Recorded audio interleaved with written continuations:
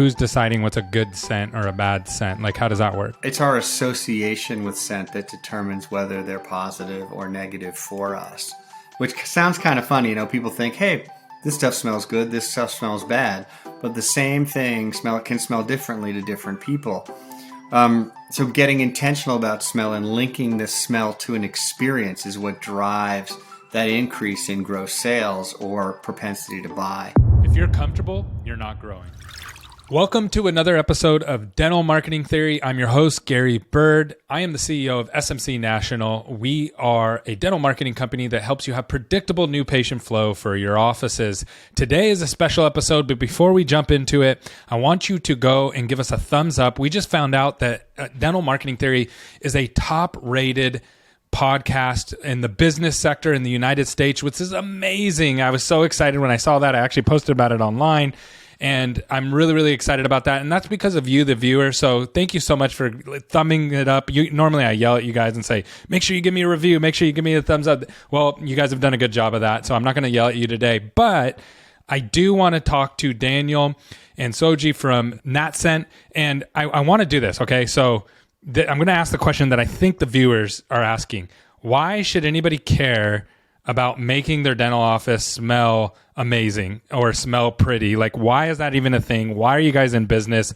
What are you guys doing? Sooji, why don't you kick us off and kind of give me the lowdown on why people should care about that? So, Gary, I'm just going to let you know it's Sooji. Like, think of Sue and the letter thank G. you. Okay. So, when things smell good, people feel good. And when you feel good, it creates long-lasting, memorable experiences. And so we are bridging the gap between retail and healthcare by intentionally changing how dentistry smells. There are case studies of consumer behavior, consumer psychology, that when there is a good scent, there's a gross increase of 8 to 20 points of sales. So we want to bring that. So how do you decide good scent? Like, who's deciding what's a good scent or a bad scent? Like, how does that work? Well, I mean, that's a great question. And the cool thing about, where Sooji started from, and the cool thing about scents are they're profoundly neglected. It's our association with scent that determines whether they're positive or negative for us, which sounds kind of funny. People think, hey, this stuff smells good, this stuff smells bad, but the same thing can smell differently to different people. So getting intentional about smell and linking the smell to an experience is what drives that increase in gross sales or propensity to buy. And that's why companies like Disney started doing it, and Apple, and that's how they've made it famous. I mean, I can give you some cool examples of different associations with scent, but getting intentional and unique allows basically an imprint of what you've created with your company. And that's what we're doing in dental. Yeah. So it's the marketing. So we do dental marketing, right? And so we help drive new patients into the office. And that's like a direct to consumer is what we call that, or lead generation, where somebody has a need, they type it into Google, and then you get a response at the end of it, right? And usually it ends in a patient coming in and buying some kind of treatment. The kind of marketing that you guys are doing, which really at the core, that's what you're doing is marketing, but you're doing it in more of a subliminal sense. It's kind of like, there's a couple of examples I can think of. I walk into a grocery store or I'm walking by a grocery store, and all of a sudden I smell bread. And I'm going, man, that bread sure smells good. Well, sure enough, I walk into the grocery store. The bakery's all the way in the back, but they're pumping that bakery smell through the front door so people smell it as they walk by. Another example would be when you walk into a store and there's a certain kind of music playing.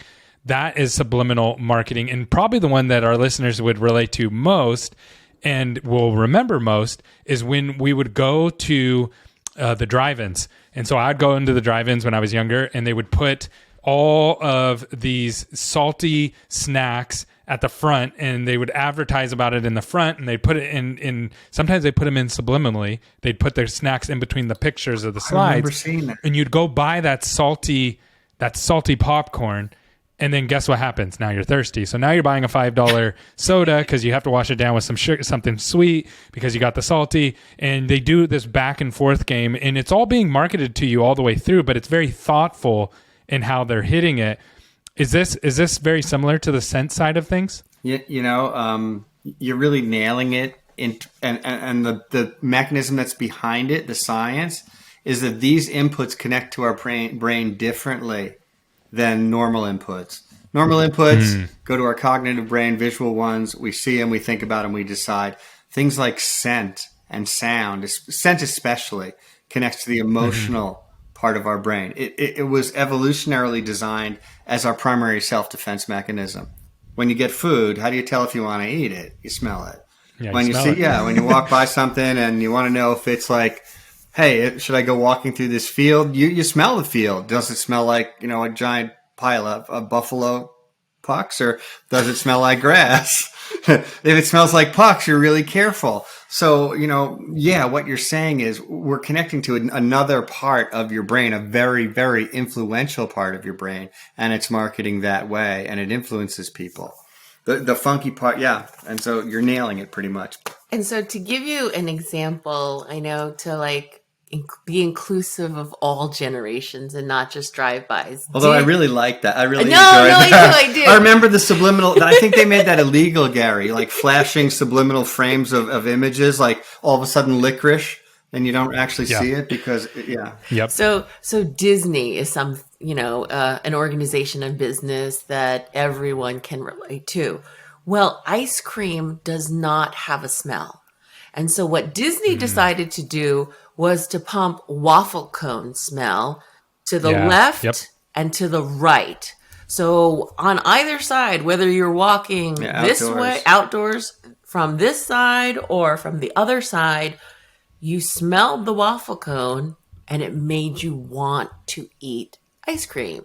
And how much was the stats? It's a famous study because their gross ice cream sales went up 80%. 80%. Which you can understand. You go by the grocery store and the bread's in plastic bags. It's in the back. It's in the back of the store, but it smells like bread. You get hungry because they're launching that out the front of the store. Yeah, and I think this is more important for dental than for most industries, because let's do this. Okay, so unless you're driving, I want you to close your eyes if you're listening to this. A lot of people listen online, but some people are watching on video. So I want you to close your eyes, and I want you to think about a dental office, and I want you to think about the sounds of the dental office. So what's the first thing that you think of is like, and then what happens when you get you get the smoke, right? And then that smoke has this smell of almost like flesh that's on fire a little bit, and it has this like this stale like smell, right? And then it's like all latex, and this is how I smell, and my brain triggers a dental office, right? And that's what a lot of people think of when they think of a dental office. So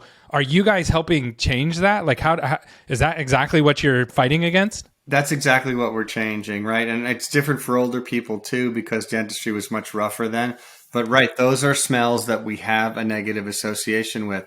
So if we start with a more positive association, just like if I like to flip it into different locations. That's exactly what we're doing. Think of that. Apple's a famous example, right?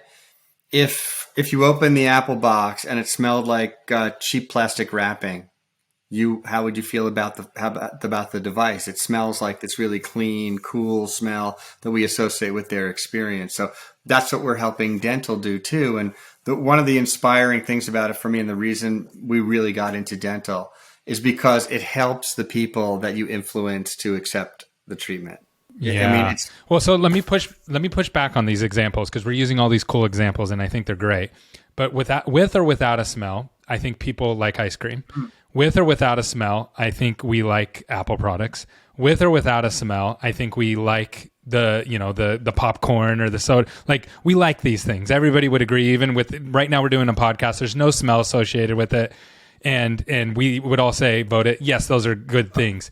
Dentistry is a negative thing, right? Like, dentistry is often looked at. Oh, go ahead. You got a thought on this? Okay, go ahead. So, like you said, with marketing, you're trying to use Google and online to get somebody in your door.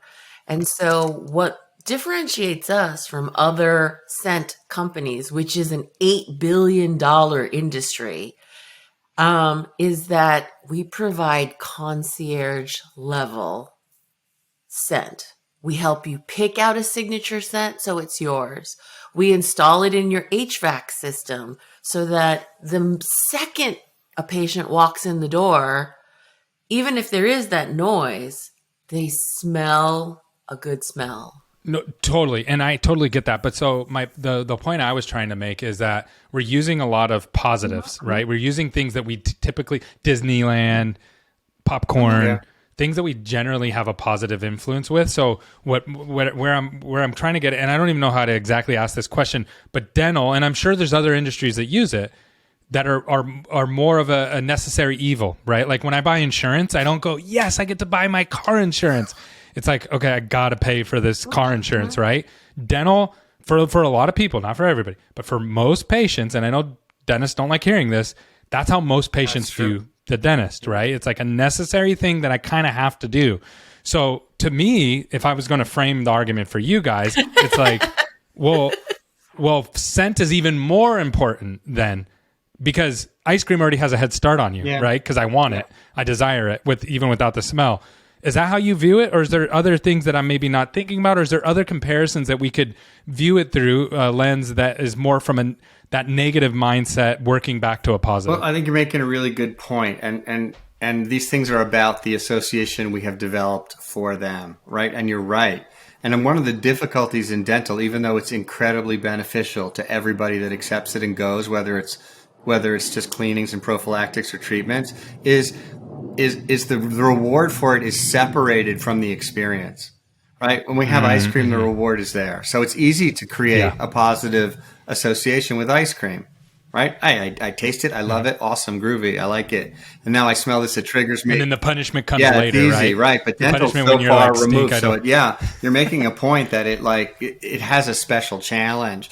But the cool thing about scent, and I'll use the example of gasoline for this, is when you make an association with scent is something, they call it a window into your memory. It creates a memory placeholder, and that recurs and refreshes. So that's one of the reasons I think our work has been so great in dental, because if we make an imprint with a different smell other than that burning flesh smell. Yeah. So are you saying, is it kind of like, so it's kind of like when I hear a song, that song takes me back to exactly. 1997 or 98, like, and instantly, like, I can remember where I was standing, who I was around, because I haven't heard that song in 10 years, but it's almost like it's stored in my memory bank. Does smell do a similar thing, but even more almost even more under the radar? Or more under the radar is one way to put it, because you tend not to be cognitively aware, but incredibly sticky and effective, right? You can't help but experience that. You hear that song, you can't be like, oh, I don't want to think about back when I was on the beach 25 years ago. No, you think about it. And smells are linked expressly to memories that way. So it allows great brands, and this is why great brands use it, or brands that spend a lot of money and see the value of experience and how people treat each other and culture. That's why it's so valuable for them. People say, I'll give a Weston example. We travel a lot. We got accounts all over the country. I was never a Weston fan. People love the smell of Weston. I don't know why. I never really liked the hotel you're talking about. The Weston Hotel, yeah. I don't know why I didn't really like the smell. I think I experienced it separate from the hotel. We stayed in the Weston at, where was that? Southern California? Southern California, and then Hilton Head. People were fantastic. Experience was fantastic. Now I like the smell because they have linked that positive experience with the smell. So can people mess up a good smell then? So can I have a smell that I really like, and then I'm treated poorly? I have a bad experience with it. Here's the funky thing. The front desk yells at me, and they're an hour late, and then they poke me with the needle the wrong way. Like, can all that? Yep. Okay. Yep. So it's not.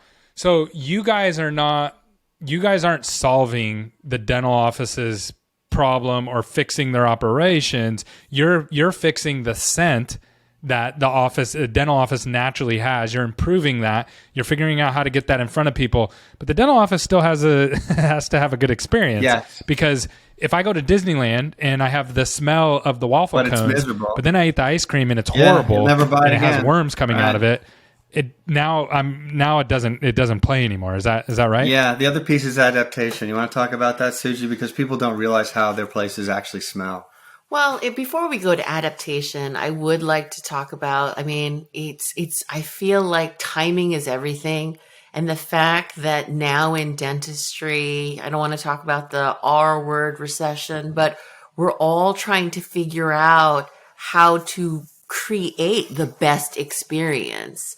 And by bridging the gap of what retail is doing, and I know Emmett Scott talks about it, like the culture of convenience and like the culture that we live in, we're all vying for the same dollar from Mary. Right. And so if she has an amazing experience at a Four Seasons or a Ritz-Carlton, and then she has an amazing experience at Apple and this store, and then she comes to dentistry and they're back in the Stone Ages in terms of the experience that they provide, they're not going to get those dollars. And so we're all kind of competing for those same dollars. So when you elevate that patient experience, when you elevate that team experience, since that's a current pain point in the industry, with scent, that's how Daniel was talking about like a sticky, memorable. Yeah. So and another way I would relate that to in a different segment is if you think, so I go online and I wanted some toys for my pool, right? For the kids to be able to dive down. It took about 30 seconds for me to get on there, type in, kind of sort. And I searched another thing. I hit a button and the next day the toys were at my door. A couple weeks ago, I wanted a milkshake at like 10 o'clock at night. And I was just like, I didn't want to get out of bed. And so I was like, I went on there, I found a milkshake. You know, the delivery fees were like $20. So I'm like, honey, do you want a milkshake too? You know, who else wants milkshakes? Because I'd rather buy a milkshake than paying just huge delivery fees, you know? And so I got my really expensive milkshake. I'm checking out. And then they were like, do you want, so from a particular milkshake store, do you want hot Cheetos from 7-Eleven as we're driving in? And I'm like, no, but that's pretty cool. And then they're like, well, do you want this from 7-Eleven? And it was all there. Like, they're assuming because, hey, I'm up at 10 o'clock at night eating a milkshake, I might want some hot Cheetos to go along with that from a separate store. My point is, and let me say another one. I go to buy my Tesla every couple of years. My lease goes up on my Tesla. I go to buy another one. It takes me 10 minutes to buy a Tesla. Awesome. 10, 15 minutes, right? I know I go on there. I'm like, oh, yeah, I like the way that looks. I want this color inside. Boom, it's going to be here on this date. Give them $400, $500 to lock it in. Boom, I'm done. And then the Tesla comes and they do a touchless delivery. That's where they come. They put it in the front. The keys are locked in it. I get it on my phone app. I unlock the doors. I get my keys. I never have to talk to anybody. I don't have to do anything. The Tesla is literally delivered at my front door, right? One. So, I love all of that, right? Like, I love all of that. I want more of that. And then I go to a dental office and they're like, oh, you want to come in here, print off these forms? Yeah. And I'm like, I don't want to print off the form. And then they're like, fill it out. And then now you're going to stand here at the front desk as I type it in for you. And I'm going to be 30 minutes behind and I'm going to do this. And I don't want to do that. I want frictionless. And I've experienced frictionless experiences other places. 10 years ago, I couldn't give you any of those examples I just gave you, but now I can. So dental's trying to catch up to that, right? And everything, a lot of other industries as well, not just dental. And so what I hear you saying is one of the ways that you can hack into that or speed up that process is by adding scent in. Yes. Now, you said the R word, the recession word, and it's on everybody's brain. I hear about it all the time, so we might as well talk about it. Like, economically, how does this work? So I'm going to pay you, you don't have to give me exact prices, but I'm going to pay you guys X amount. What does this do to my treatment on the back end? How does that work from like an ROI standpoint from your guys' perspective? Subscription. We can. Yeah, we work on a subscription model, but I love the way you talk about how, and this sounds to me like, I mean, I know the great work that you guys do at SMC, and you are fantastic at bringing people in the door. And then it sounds like you're talking a lot about the things that get in the way of converting those people to what they need. There's so many problems. What? Yep. Yeah. There's so many problems coming into and a it's dental complicated, office. right? There's a lot of things in dentistry that are tough in terms of it. If you think about it, it's so much easier to deliver a great car and just stick it in someone's driveway. It's like, okay, here you go. Right. But dentistry, like, people are afraid of it. They got to decide if they're going to do it. There's all these different things that get in the way. So, I mean, what we're doing is changing people's perspective on those moments when they have to face those things, and the dental practices had the opportunity to convert them or walk them through, right? It's kind of like we help people's attitude when they walk in the door, the first impression, what their emotions are like, how they judge the safety and quality of where they are. Subliminally, straight to their brain, that's how they judge it. And so we're like an overlay to all the other work we're doing. We influence how people receive all that other work, how they receive, how well those practices do when they welcome people in. Now, the really great thing and fortunate thing for me and Sooji is the practices that gravitate, that tend to hear and understand the best how scent is effective, that get your story. When they went by the supermarket, they smelled the bread. When they went to the Westin, it was fantastic. They remember it. Those are the practices that are already 100% grooving, killing it on making people. So this is just like icing on the cake. Yeah, what well, you're the adding. leverage on And the people icing, who go, why would I pay for that? That's so stupid. What? They probably don't understand it. And they're probably struggling in other places that they don't understand from a customer experience. Is that and part of it is scent is a little funky on adaptation. People don't realize what their places smell like. Just like you don't realize you can have 10 cats and you go home, you don't realize my house smells like 10. No, people really don't think it's that bad. No, They're like, I know that. Yeah, I've been it's not that bad. It might smell a little bit sometimes, but other people walk in, they literally face plant on the front step. Yep, that's so true. That's crazy. I always wondered how that works. So we can adapt to nasty smells, basically. It's part of the self-defense mechanism of scent. So think of it back in an evolutionary sense. It's protecting us from tigers, right? It's protecting us from eating something that's going to kill us. So if I smell a tiger, and it's gonna light up my emotional brain like crazy. It's gonna put me on high alert instantly. Versus smelling a dog that's a friend that that doesn't set no off thought. Your senses. But if the tiger's not there, and it just maybe the tiger just peed all over my bushes, and I stay lit up like that, I'm gonna die. So it has a half-life, and we adapt to sense. Oh, we realize, okay, this is just the way it is. Right? It's like stinky cheese. You ever have stinky cheese at a cocktail party? Yeah. You walk in the door and you're just like, oh, good gravy. But then after 15 minutes, you're like, oh, it's not so bad. I totally get it. But getting back to dentistry and how it works. Yep. So the first impression, you walk in, and so for me, I feel like this before I go to the dentist. Less so now because you've had a lot of good experiences. Yeah, right? I have good experiences with DSOs. They're amazing. And a shout. Where do you go to the dentist? A shout out to D365, to Dr. Banker. He's in Westfield, and so he's awesome. He's awesome. They use scent, and he also likes food and fast cars, so we kind of align on that. But so now when I walk in, I'm not like this anymore. I'm a little bit more relaxed, and because I know he is a great dentist and that he cares about me, my trust level increases, and it's memorialized by the scent. I like to say it's triggered. It's instantly triggered. I mean, we walk into practices all day long, right? Hundreds of them in a couple of months. And generally, and I think, like I said, we're lucky that the people that get what we're doing are already working really hard on patient experience and really love and care and have great internal cultures. I'd say 98% of the time, 99% of the time, the staff is fantastic. They're fantastic. Yeah. And so, I get that imprint with the sense of our clients, and it's powerful even for me when I'm expecting it to smell like their smell when I walk in there, but I feel great because those people have made me feel great. Nothing makes you say yes more than that feeling. Nothing makes you say, oh yeah, I'm going to accept this. These people are looking out for me. I trust them. They love me. They love each other. They have this internal culture. So that's what we do. And it's great. It's awesome. That's what you get in great luxury retail brands too. That's why they use scent the same way. We're helping patients to say yes and to say yes to more, which is a win for them, because for me, like that mouth body connection, if we can get patients to accept their care, it's a win for them. It's a win for the dentist. It's a win for NatScent. And I love winning partnerships. So we didn't talk about ROI though. Oh.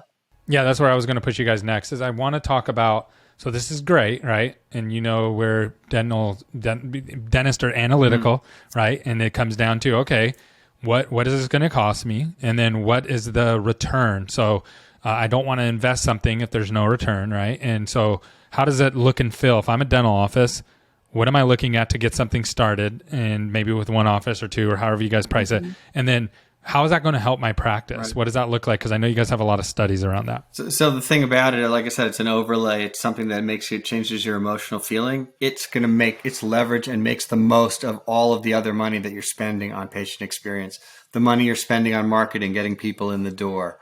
We're going to help them convert more. We're going to help them stay more, show up more.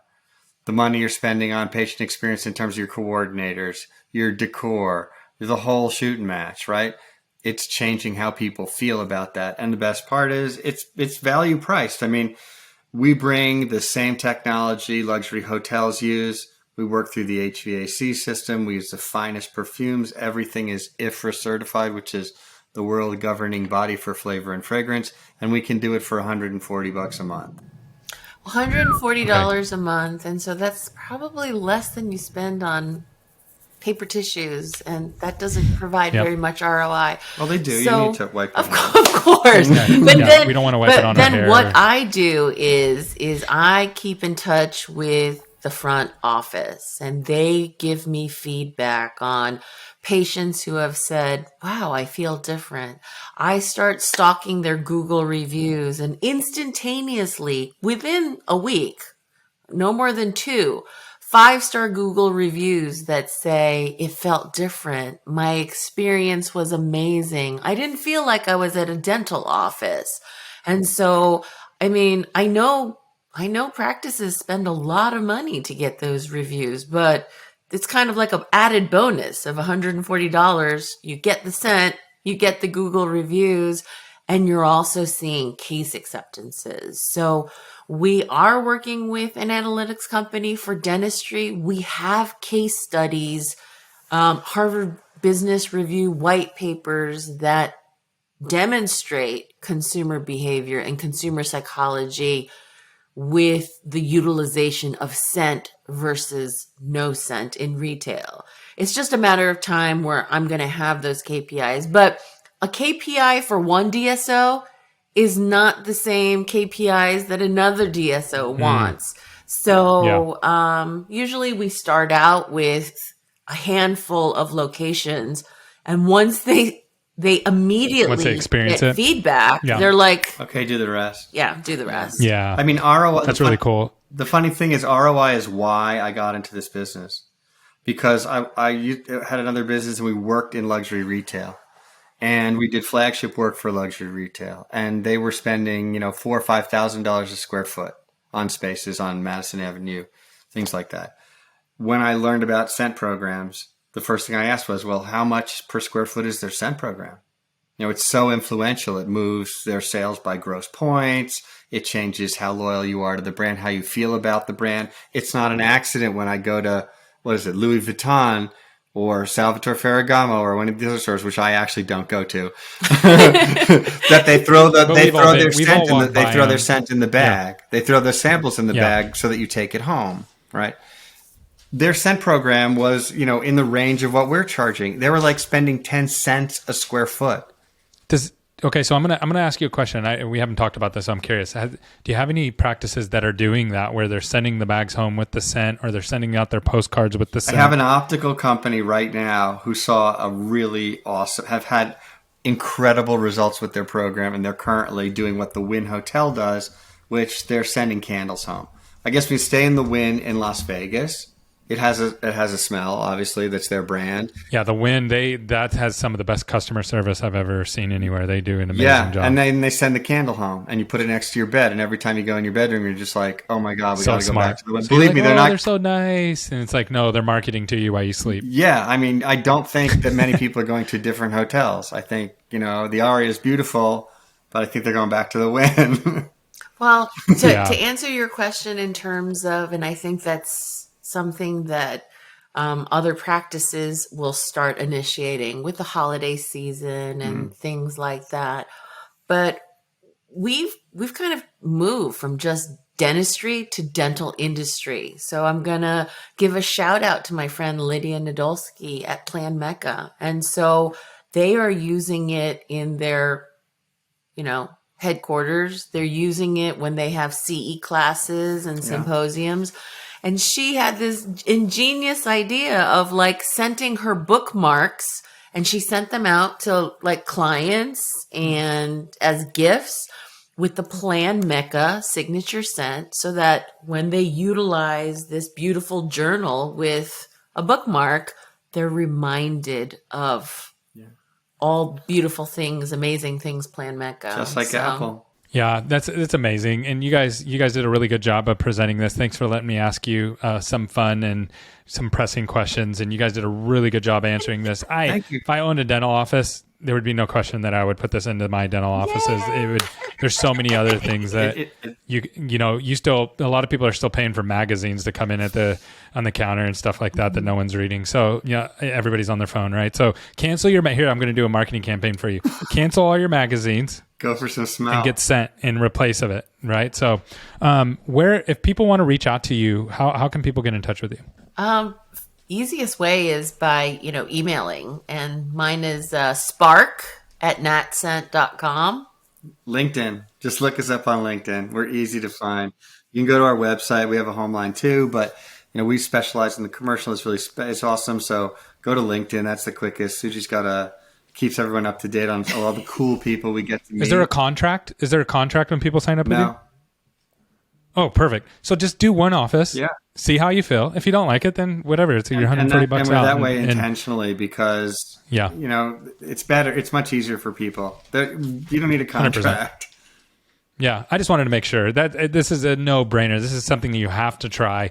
And if you're using somebody else, try them. Try to see what the differences are. I've seen some of the differences that you guys provide, and I think that's huge. And you guys are everywhere. Everywhere I go, you guys are there.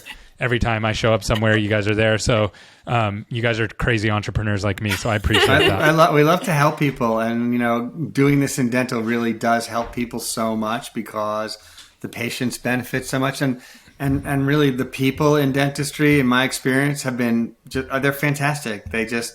It's a virtuous cycle. They love helping the people they help, and it's just a great feeling. That's awesome. Well, great job today, guys. It's been a joy. And make sure that you guys check out NatScent online. Thank you for everything, Gary. Thanks, Gary.